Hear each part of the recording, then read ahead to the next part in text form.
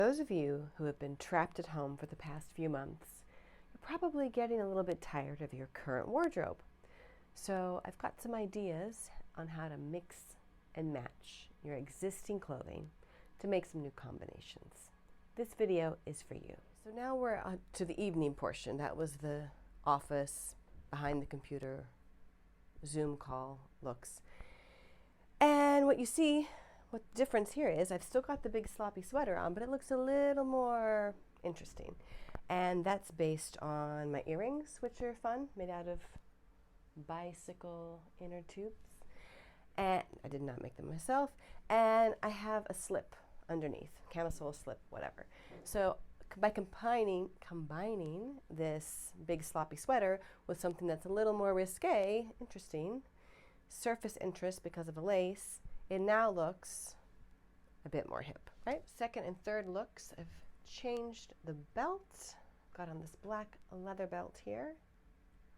And I have two choices of earrings. We could do one that imitates the lace of the camisole, and another one is leather and is imitating the fabric and the shape of the belt.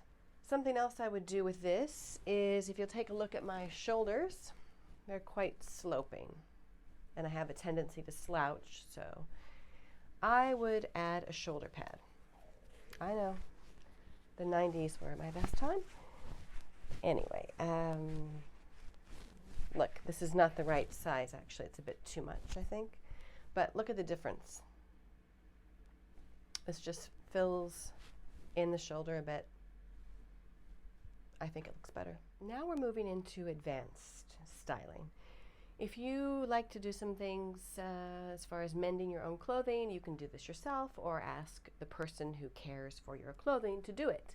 But what you can do is take just a small section of the side seam of your big sloppy sweater, and on both sides at your waist, take about this much, release the threads, the stitching in the seam.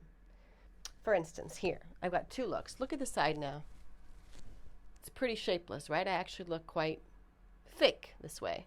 But if I've added a little hole, not cut, but releasing the threads, I thread my belt through so it's outside in the back of the sweater, bring it around, thread it through the other side, going inside the sweater, and now I just fasten the belt.